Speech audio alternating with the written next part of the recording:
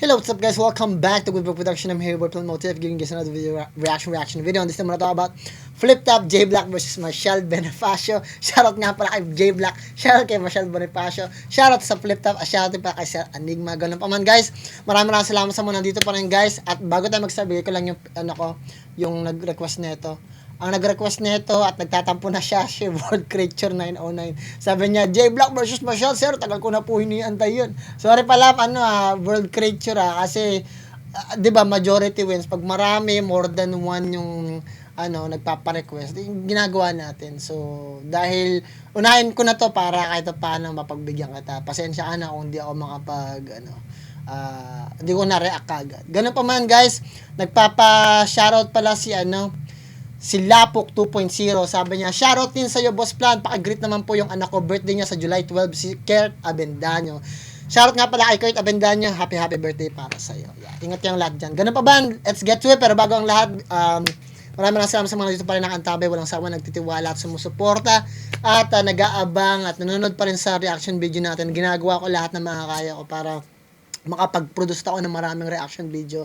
Nag-post nga pala ako dun sa community na baka kung ano-ano lang din ma-post ko rito, especially gusto ko rin ma-share yung buhay ko rito sa Amerika at yung mga iniisip ko at nang sa ganun makita ninyo at malaman ninyo kung ano yung tumatakbo sa isip ko. Ganun pa man guys, hopefully mapanood nyo pa rin, panoorin nyo pa rin, at kung hindi nyo trip yung mga ganun, skip nyo na lang, manood kayo ng ibang mga video na available sa channel natin. Pero sinusubukan ko na makapag-share para nang sa ganun may idea rin kayo kung ano yung lifestyle dito, ano pa yung makita ninyo, magkakaroon kayo ng experience, madadagdagan ng experience ninyo pag naririnig nyo yung experience ng ibang tao. Ganun pa man guys, bago ang lahat, bigay ko lang yung pedigree ko. May music producer in California, na audio engineer at the same time master hypnotherapist, naman NLP master practitioner, applied psychologist. Gawin natin guys para makarami tayo sa description din yung personal channel kung gusto nyo marinig kumanta o mag-rap. Check nyo lang yun guys. At ganun pa man, nandito lang tayo para sa reaction video. At kung may masabi man ako hindi maganda, kayo nang bahala, magpasensya. Sa mga bago dyan, huwag nyo kalimutan mag-subscribe, like, share yung video natin. At tuloy-tuloy tayo. Sana tapusin nyo yung video. Let's get to it. Flip Top versus Marshall Bonifacio. Huwag nyo kalimutan mag-subscribe sa Flip Top.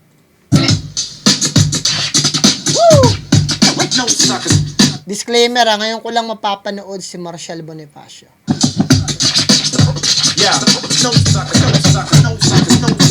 Actually, may napanood na akong Marshall dati, kaso nga lang freestyler siya, nag-freestyle lang siya dati, tapos payatot siya. Hindi ko alam kung siya yun, pero tingnan natin. Siguro yung pinaka-kahinaan ni Marshall yung pagiging inconsistent sa delivery, nag-i-stumble siya. Hindi ko yun lang naman sa sulat, halos perfect naman magsulat si Marshall. Kita naman natin yung improvements ni J Black sa buheran niya at gawa ng significant improvements niya, nagawa niya mag-champion. Added pressure yun para sa akin na parang gusto kong si Marshall yung mukha na bully na mabait Parang mukha siyang bully pero pag kinausap ang bait pala. May ganun mga tao na mukhang bully pero pag kinausap mo mabait pala, ganun.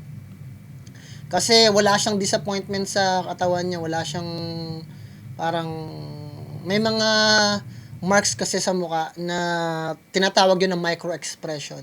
Na pag nakita mo yun, yun yung magti-trigger ng idea sa'yo na kung anong klaseng individual sila sa pang-araw-araw na buhay. Tuloy natin. Maabot yung level ng performance, delivery at kung ano pa mang lamang. So hindi ko yung nakikita sa kanya. Tuloy natin. Niya sa akin. So yeah, pagandang laban niya. Pang itong laban namin ni Marshall, may mga angulo ako sa kanya na yun nga, pingo ngayon lang magagamit. At magiging pukpukan tong laban na to. Yawa. Ayoko nang ma-jinx pero mas preparado ako this time. Mag-wine sana ako kaya naisipin ko lang magkape kasi kaninang umaga na-miss ko magkape kasi nagtrabaho ako. Tuloy na.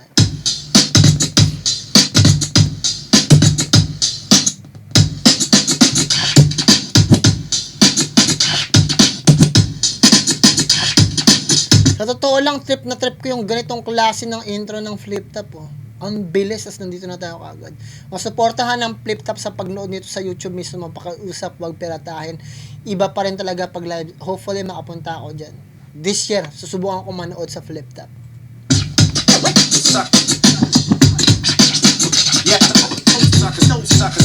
Flip Top Zoning 15 nandito pa rin. TIU Theater Makati, pang 5 laban na natin ngayong gabi. flip top pagigay para sa sarili nyo at lahat mga kasama natin dito. Silipin nyo nga pala bagong labas, Got Bars, flip top, represent Collab, Pasig City represent. Shoutouts kay Amboy at lahat mga tropa natin galing Pasig. Pasig City represent dyan. At yun, syempre sa lahat ng represent Collab sa Hype Beat, sa Real Joke, sa A to Z, sa lahat-lahat. Boss Benji, pasensya, ganito lang tayo ngayong araw, ngayong gabi. Sa Shoutout Enigma. kanan ko, Lapu-Lapu City represent para sa inyo. Isabuhay 2021 champion. Mag-ihay tayo lahat para kay J Black. Yo, what up, J Black, SSWB, CAL, 999 Squad, Rapolo, shoutout sa yung Dr. Grass Clothing at Dark Horse Clothing. At sa team ko sa NPBL, Sarangani Marlins. At syempre, shoutouts palagi at palagi, Rapolo, shoutout sa 999 Squad. At sa kaliwa naman, representing Iligan, CDO, Cebu at Santa Cruz, Laguna, mag-ihay tayo lahat para kay Marshall Bonifacio. 7-7 na si Marshall pero ngayon ko pa lang siya napanood So matagal na siyang lumalaban din sa flip top, 2 years ago pa lang ito. Siguro nag-start siya mga 20 something. Kasi naging tuminto na ako manood ng flip top 2012 yata o 13. Hindi na ako nanonood. Tayo na amigo kay mga tek na comment tayo largo kanya 50 paggamit sa emoji na kalayo. Polo, di mo kaya 063. Rest in peace kay Pat Stay. Saka Free Bows. Rest in peace, Pat Stay. Pinag-usapan na nila, mauna na lang daw si J Black, wala nang coin toss, tig 2 minuto dapat, zoning 15, pakinggan natin to, J Black. Tignan natin kasi J Black is one of my favorite artists na sa panahon ngayon dahil sa tingin ko maganda yung mga binibitawan niya at na-disappoint ako sa laban niya ni Mot pero I promise you J Black is one of the best MC ng flip top sa panahon ngayon. Pinanood ko ang mga laban nitong rapper na lame. At kung stats lang usapan, meron siyang 69.5 starters per game. 50% lang yung win rate. Kasi di naman daw panalo kanyang aim. Kahit di nakuha yung panalo tong si Gago, Battle of the Year, taon-taon niyang kiniklaim. Classic shish. Ulul, pampalubag loob mo na lang yan sa sarili mo, ganyan ka kapabida. Kasi di mo matanggal ang takot na baka tanggalin ka ni Enigma. Di mo nga napansin na napapadalas basketball reference kasi nasa utak mo na gusto mo sumali sa team niya. Basketball player na talo na nga, wala pang puntos kaya binibida at pinapaalala niya palagi na may nasupalpal siya na tira. Hindi ka nga papasabilang water boy kasi ikaw lang din uubos ng tubig doon. Tsaka di nila kailangan ng utal-utal na rapper, oy. Marami silang ganon. Pero kung desidido ka talaga, abante lang, padayon. Huwag ka mapagod ka, strive. Makaka-line up mo din si Balakid, Sayad, Goryo, Apok, Team Uprisings, Stuttering 5. Kasi yung stutter tol, sa basketball, turnover ang katumbas. Yung pagsusulat parang dribbling lang. Gets mo ba ungas? Naaanhin mo ang magandang moves kung palpak ka madalas para ka nag-crossover. Tapos ipoposter, rise mo na sana kaso bigla kang nadulas. Nagre-react ka sa sarili mo? Feeling lyrical, boss? Ito yung friend nyo sa Facebook na nagre-react sa sarili niyang post. Toxic at judgmental. Ganyan pag bumibitaw siya. Kung naging tao lang yung Facebook at Twitter, malamang ikaw siya. Pangalan Marshall Bonifacio. Pero isa kang bitch na konyo. Pustahan tayo 80% ng linya mo dito, English yung dulo. At dun mo lang mapapadugo yung ilong ko. Kaya please don't English me. Pastahan pang Supremo pero Bonifacio sa BGC. Wala kang unique skill na ma-display. Puro average lang. Puro average lang. Nagre-rage over sa details daig pa may OCD. Battle MC na ang tanging advantage lang ay mas marami siyang napanood na battle sa KOTD. Babanggitin na si Patstay, si Conceited, o kung sinong foreign rapper. Tapos ikukumpara ka sa di umano ginagaya mo na battler. Magbabanggit ng stats, timestamps, o di kaya line bite yung angle. Ikaw si Hip Hop Heads TV ng KOTD na natuto lang bumatel. Alam mo kung anong kahinaan ni Superman. Utility belt ni Batman, alam mo anong laman. Pag si Deadpool at Spider-Man naglaban, alam mo kung sinong lamang. Sa mga heroes mo, marami kang nalalaman, pero di ka dapat magbida. Di mo kinagaling makipaglaban porkit kilala mo sila. Tangina ka. Kaya sige, sabihin mo na. Tang ina mo, J-Black, ikaw ang pinakamahinang kampyon. Pagka panalo mo, tsamba lang yon kasi lahat ng mga nakalaban mo noon nag-underperform. Champion na nasa mid-tier. Sa'yo walang rumerespeto. Lumaki kagad ang iyong ulo, kinalimutan mo ang Rapolo. Pinatato mo, tang ina, grabe ang aming halakhak. Sobrang wak, pero at least may linya ka na pumatak. Sabit pa sa kasikatan ni Range. Mga gigs nila, piniflex pa nito. Yung addict lang naman nagdadala sa'yo. Para kang bato, dark horse, unpredictable, 999 squad, sigawan mo ng issue yung marami. And fuck you all if you doubt me. Visayas represent, I say it proudly. And fuck this battle, I don't wanna win, I'm outie. Here, tell these people something they don't know about. Eminem yun na, line bite din yun, pero you know what? Okay lang. But nagustuhan ko yung ano ni J Black, kaya lang sa tingin ko wala siyang masyadong angulo kay Marshall Bonifacio. Even though meron siyang personal na nilalabas, pakiramdam ko hindi siya ganun kadumi. Ewan ko kung bakit ayaw niyang, kasi nakita ko maglaro si J Black ng salita. I feel like this one is not his A game. Pero nakita ko na marami siyang nilagay na detalye. Tuloy natin gagawin niyo. Walang banat, pakinggan natin! Tang ilang to, akala ko talaga malakas na yung pagbabalik. Hindi mo i-predict yung mga anggulo kung hindi yun masakit. Hindi ko sana babanggitin yung issue mo sa Rapolo kasi pangit kung may ibang makarinig. Pero nag-overthink ka na gagamitin ko. Di mo napigilang mag-isip. Hindi mo napigilang mag-isip. Kaya kung hindi ka nasasaktan, dapat wala ka ng imik. Tangin mong feeling big fish ka, nahuli ka na sa bibig. Woo! Flip top game? Underwhelming ako in the past years. Tila career na isumpa. Dating mayaman sa potential, sa achievements naging dukha. Tingin sa akin ang karamihan, ako'y madali nang maitumba. Pero kung ganun lang ako kababa, puta bakit nandito siya? Ako'y free time! Isa buhay! First rounder. Bagsak ba ang karir? Ako, laban sa champion, hoy! Battle of the year. Pero umiyak to nung nanalo, kaya swak ang pag-appear. Pagkatapos niya mag-champion, ay nag-drop na siya ng tear. Nung nagkampiyon ay in-embrace sa todo praise ako sa'yo. Nagkalat ka lang nung May, ngayon sa stage talo-talo. Pinatay ng galing Pasig sa Lapu-Lapu. Talagang strange tang ina mo. Patay pa rin on site kahit yung range pabor sa'yo. Pareho lang kami na choke at na body bag. Pero ako, tinanggap lahat ng galit na binato, parang taksyapo. Ito, Isko Moreno ang naging excuse, putang ina ang labo. Nung ang black wala ng benta, slavery naglaho. Ito Isko ang sinisisi, parang vendor lang sa Quiapo.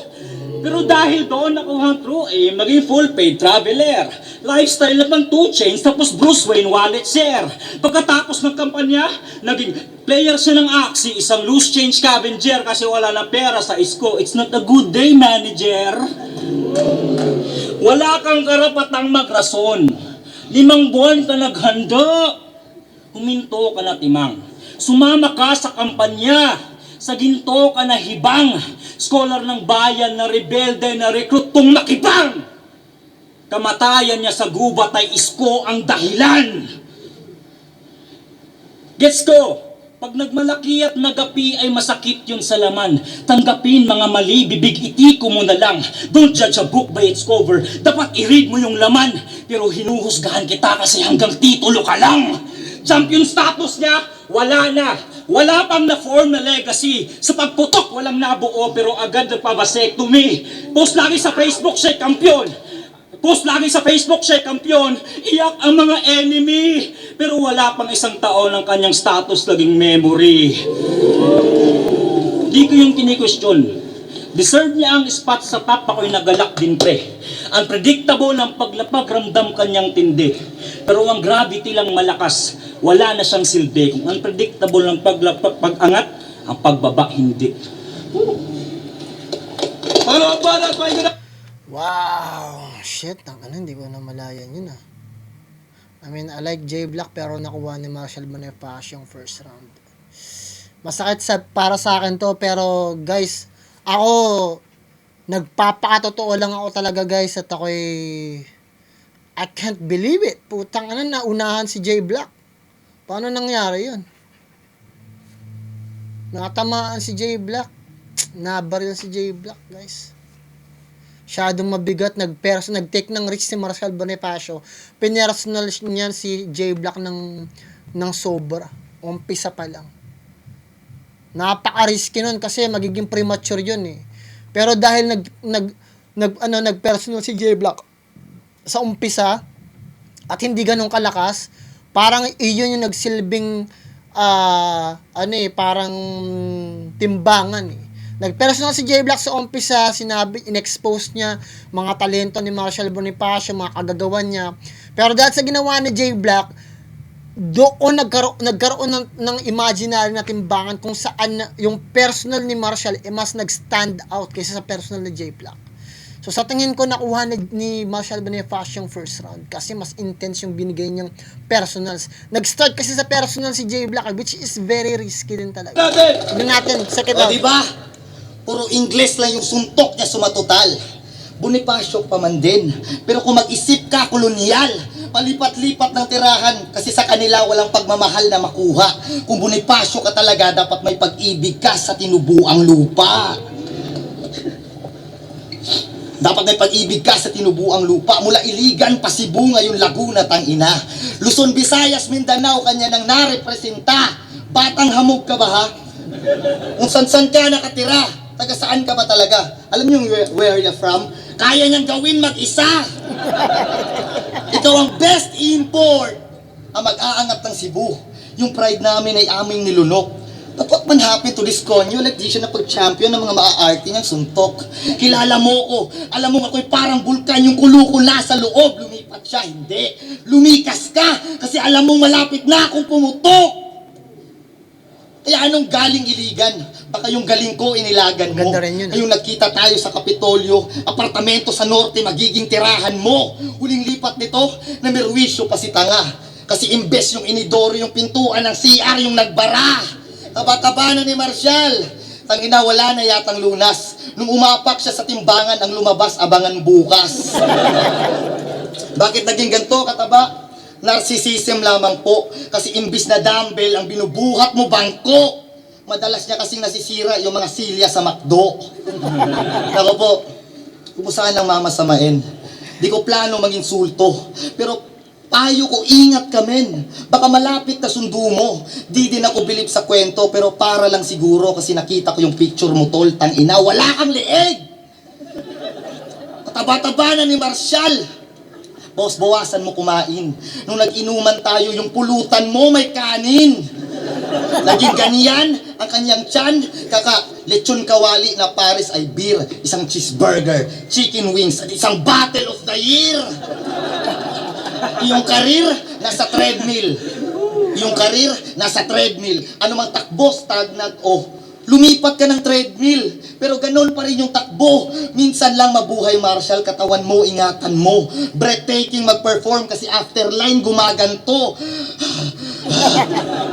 Walang kabuhay-buhay kaya hindi maka-energize. Sa kagustuhang maging uprising na palimit, mag-extra rice. Katawan mo, ang patunay ng mga ideas mong hindi ma-realize, hindi mo kayang gawing tunay kasi hindi ma-exercise. Kaya sige, push, Marshall. Push harder. Iangat mo yung barbell. Ako na bahala mag-pull ng trigger ng sniper. Di na kailangan ng spotter. Mabigat ka, patay ka. Ako na magdadala ng kabaong mo pag nilibing ka. Pagtapos ng session naming dalawa, makikita nyo akong nagdi-deadlift na. Mga balat, pakinggan natin. Tingnan natin gagawin ni Marshall. Taba ako na naman, oh. Hindi na ako masasaktan dyan. Ako na ay good sport. Sabi kasi ni Nate Man, mababait tao sa food court. Nate Man! Sabi na kay Strux, George Floyd! Luluhuran kita para hindi ka makahinga! Creative rapper! Puro balat stereotypes, merong deadbeat father. Pero mas natripan mo kanyang titi. Doon ka naging deadly brother. Nakapatay ng black man with some gay shit parang Jeffrey Dahmer. Luluhuran para hindi makahinga. Kabubuhan mo na huli. Yang black mo sa pangalan, kailangan mo na isauli. Kumikita sa black culture, pang black magsuot ng baluti. Luluhod ka lang sa black man para magbigay ng papuri. Hindi ba yun problematic? Bakit may inferiority complex ka sa mga taga rito sa Hilaga? Bakit galit ka kay M-Site sa pagkiklaim na siya'y Bisaya? Superhero ng mga yawa! Hindi ako naniwala. Kasi nung sinibak ng Tagalog sa sariling bahay, walang labang tumihaya, ipokrito!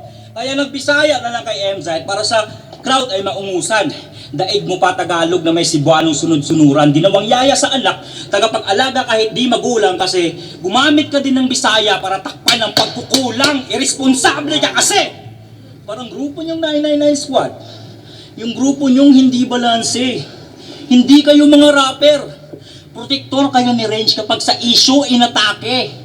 Kung sintayog niya bulubundukin, pagprotekta nyo, baliktad pare, kaya ng Range lahat ng dilubyo, ganyan kalakas sa Sierra Madre. Ganyan kalakas sa Sierra Madre. Pag si Range merong kalaban, aatake siya kaagad. Pag si Range may kasalanan, magpo-post ng 3 paragraph. Tangina mo, tunay kayo na kaibigan, bakit wala na siyang sense of self? Mabuti kayo na kaibigan, bakit bagsak ang kanyang mental health? Hindi nyo kasi mahindian. Kasi sa lifestyle yung pangarap ay siya ang tumutupad. Sa kada oo nyo may kickback, parang politikong korap. Sunod sa branding, naging addict, sinisigaw ng todo brand. Palagi kayong yes to Range, imbis mag-no to drugs. Pagsabihan nyo kasi, mag-take ng kanyang medicines at face responsibilities, constructive criticism para greater pa kanyang ma-reach. Paano mag-grow kung binibaby nyo para ma-please? Kayo din ang naglilimit ng range of possibilities. Puro yes man. Obvious yan kung titingnan. Kaya pinagbibigyan kasi na bibigyan. Ang masasabi ko kay Range, I feel bad for you son. You got 999 problems and this bitch is one.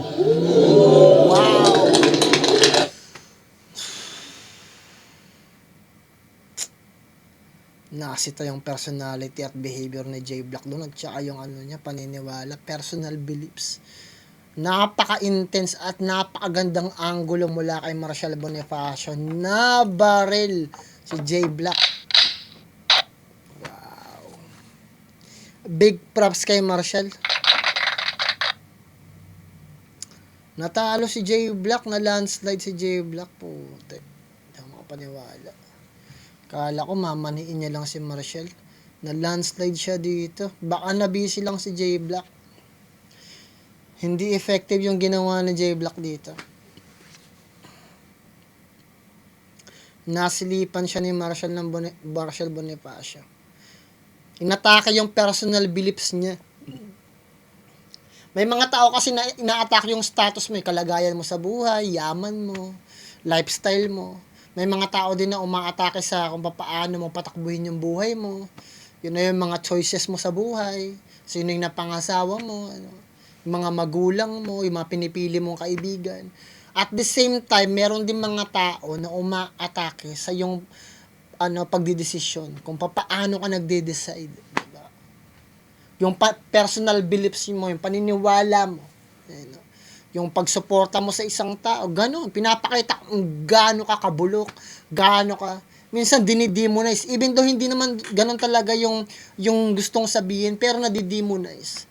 Dinidemonyo yung bagay na yun. Pag sinabing demonize, kumbaga, kahit hindi naman pangit yung ginagawa mo, pero yung mata, yung mapaglarong kaisipan ng mga tao na malaki yung negatibo sa pag-iisip nila, kaya nilang manipulahin yun at gawing negatibo. For example, sa akin, ang dami kong haters, di ba? Even though nagbibigay ako ng mga positive na mga salita, nagbibigay ako ng mga positive na mga quotes, nagbibigay ako ng mga positive na mga advice, sa utak ng mga demonyong may pag-iisip, pwede nilang baguhin yun at i-flip yun tungkol para sa sarili nilang interes, para magmukha akong masama sa ibang tao. Gagamitin nila yung background ko, sasabihin nila yung mga words na sinasabi ko, tapos sasabihin nila na meron akong tinatago na hidden agenda. Ganon yung ibang mga tao na meron ng, meron ng pag-iisip na hindi na maganda. Kasi hindi na sila maayos, hindi na nila makita yung matuwid at yung magulo. Yung perspective nila masyado ng magulo eh. Kaya yun din yung mga tao na mahirap din pakiusapan, mahirap din kausapin, mahirap kaibiganan kasi hindi mo na alam kung totoo o yung iniisip nila kasi hindi sila stable mag-isip. Yung mga tao na stable mag-isip, nakikita nila kung paano ka magsalita, kung yung sinasabi mo ba, konkreto, tama. Meron kasi mga individual na pag nagsalita sila, hindi mo talaga magets kung tama o mali. Kasi yung mga pinaghuhugutan nila ng talino na yun ay hindi corrupted, di ba? For example, pag nagbigay ako ng mga salita, makikita ninyo na may basis, na naririnig ninyo na merong background doon, solido yung pinagkuwanan. May mga tao naman na basta makapagsabi lang sila, mukhang totoo, pero pag tinignan mo yung backbone noon, kung saan nang gagaling yung mga idea, yung mga teorya na yun, na hindi mo alam kung saan nang galing. So, ang hirap paniwalaan at yung mga tao na magaling magmanipula, ganun sila eh.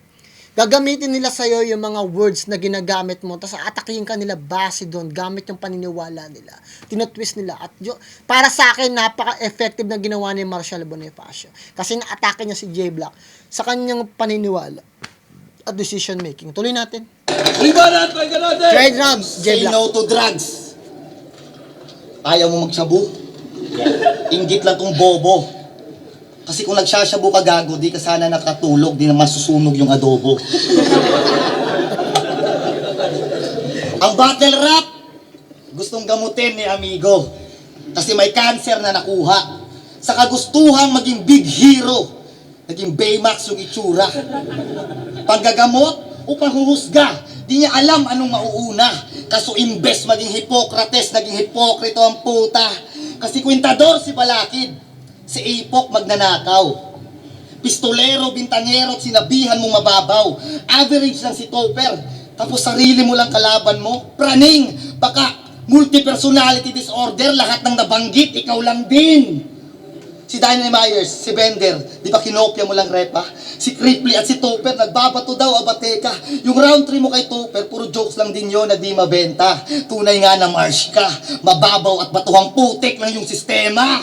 Teka, average ka din. Katamtaman lang yung galing. Panay-stumble at nabibilaukan kaya nasa mid pa din. Kwentador, natabaksoy kaya pati yung tiyan palobo din. Ano daw nilagay ni Apok sa lamesa? Tangina, kahit sa pagtatanong nyo, pagiging matakaw mo, litaw pa rin. Lagi na lang ako. Puro selfie itong nerd dude. Gago, ikaw si Tolitz at predecessor ka ni Sendluk. Ikaw ang may pinaka-epektibong paraan sa lahat ng narsisistiko. Kasi yung tinitira mo sa kalaban mo, tungkol lang din sa sarili mo. May insecurity, inferiority complex at narcissistic ang rapper ka. At Freudian theory, aking analysis kasi motherfucker ka. Kaya di ba ganito ang yung inaalok? Ngayon anong lasa na natikman mo ang sarili mong gamot? Kasi curie din ako. Di ba yan ang sabi mo kay Chalice Brother? Kasi sa eksena na ito, gusto mong gamutin yung cancer. Gamit basic fundamentals at classic shit niyang sentiments. Ikaw nga si Marie Curie. Bitch na namatay kakastik sa elements. Seryosong battle rap. Yan ang pinaglalaban nitong konyo. Pero mula kay Sak hanggang pistolero, sa'yo walang sumiseryoso. Bawal dito, Jejemon, sabay sa usot squatting. Pero nakalusot yung pistol sa Marshall, tangina gatekeeper ka pa man din. Sir, sabi mo, Battle of the Year. Itong binadibag lang pala ni Carlo Cañares, grabe tuloy sisi ko ngayon. Pero kung totoo man, si Mr. Battle of the Year, tangina mo si Tipsy Dion. Grupo mo, di mo kaya 063, pues mag-iiba na yan ngayon. Kagrupo mo na si Apex sa di mo kaya. Di mo kayang magkampiyon. Nung sumali siya ng isa buhay, sabi niya, you're all dead. Ang aga-aga pa nagnawa. Alam mo, mayabang din ako. Alam mo, saan ako lamang? Ikaw pinagyabang mo kagad pero di mo nagawa. Ako ginawa ko muna bago ako nagyabang. Wala akong claim na classic shit o kalabang binaon. Wala akong claim na ako'y sick o akin yung panahon. Pero alam mo, anong meron ako na wala ka, Chong? Wala akong Battle of the Year pero may isang taon akong kampiyon. Libanan, pahinga natin! Flip top game? Tanga no, yung Bonus estilo na lang. binabago. Palay daw ko English, ba't ginagawa mo? Nung isa buhay, mga kumusta kay Goryong Talas pumalpak walang kumita. Sila'y nagoyo sa tiradpas at from the back siya ang tumira. Meron mga survey, siya ba'y lumakas so kaharap niya ang humina. Yun ang Little Mermaid, gulat lahat nung black na ang bumida. Pero not me. Kasi supporter na niya ako bago mag-upgrade kanyang speechong. Nung binabato pa siya ng fans na parang Pacers sa Pistons, pero dinis niya ako nung gubat, I got hated and pissed on. Nag-take ng shot for supporting black na parang Abraham Lincoln. Dinis na din si Acer at si Fangs. Mga Cebuano favorites, kahit on board kami with black. Kasi kasama niya sa slave ship. Biglang hater din ni Looney, di daw swak sa kanyang playlist at napili niyang i-diss I am the ones who never made it. Di ba ikaw yung kampiyon? Isipin mo, hari ng tugma versus sak, parang movie, sobrang sick. Sa gitna ng kanyang rap, dinis ni Looney si Bagsik. Sasabihin mo, kami inggit kahit nalugi ang iyong spit, huwag mo sa amin i-project yung insecurity ng bitch. A lion doesn't turn around when dogs bark. Mag-isip ka ng mabuti. Kami dapat yung kumakahol. Kami dapat yung nanguusig. Pero ang mga aso ang tahimik at ang leon na ang nambuli. Inggit sa mga top dogs kaya nilabas ang pagkapusi. Wow. Kasi di pa respetado sa gubat. Kasi walang laban na may classic pedigree. Ultimo sa crowning namatay. Pumalpak, delivery. Championship parade ang gubat 10 at yun may lasting memory. Napatay ng sight sa kanyang parada parang John F. Kennedy. John F. Kennedy kaya imbis na parang Golden State. Pagka-warrior na upset, nakita nyo bubonic plague, ang resulta ay Black Death. Di sa pangulo ng gubat kasi hindi pa siya trusted. At papangit ang imahe kapag meron na black head. J. Black, tanggap ko kung nasaan ako. Kahit di man ako kagiliwan. Hindi ako katulad mo. Nabubuhay sa validation kaya sarili pinagpipilitan. Sabihin mong, isumbat mo ang iyong achievements. Sabihin mong wala kami sa kalingkingan para klaro. Na irrelevant kami sa eksena pero hindi sa iyong isipan. Alam namin kung gaano kahirap. Madugo ang proseso. Kaya matik ang bilib sa isang kampyon sa napanalulang papremyo. Pero kung nagulat ka na kulang ang nakuhang respeto, kahanga-hanga ang titulo. Basura ang kwento.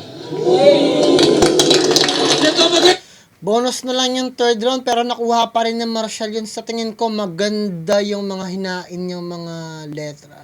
Yung mga rhyme scheme niya maganda talaga. At saka maraming mga salita doon na tumatak talaga at hindi ko na mabilang din kung ilan. Pero napakaganda yung sinasabi niya. Hindi ako makapaniwala. Siguro nung panahon na yun, 2 years ago, siguro nung mga panahon na yun, hindi na-busy si J Black kasi parang nag-champion lang siya eh. So parang kakakampiyon niya lang. Tapos parang naano siya, parang na-busy siguro. Marami siyang ginawa, marami siyang So, well, napaka-obvious na si Marshall yung nanalo dito. Tingnan natin gagawin ng Rado. Flip top zoning 15, J Black versus Marshall Bonifacio. Mag-i-ice 1 beses para sa kanilang pareho. Sobrang solid na ng pareho. Shoutouts. Shoutouts ulit sa Rapolo. Ang boto ng Hurado, 5-0. Magigay para kay Marshall. Hindi makapaniwala dun. Hindi ako makapaniwala na talo si J Black. Sa bagay, ano pa lang naman eh. 2 years ago na rin naman pala to. So, ano na to. Ganun pa man guys, kung nagustuhan nyo, bibigyan ko ng 10 kasi napakaganda. Na short lang talaga si Marshall Bonifacio ng angulo talaga. Pakiramdam ko umikot lahat dun sa idea ng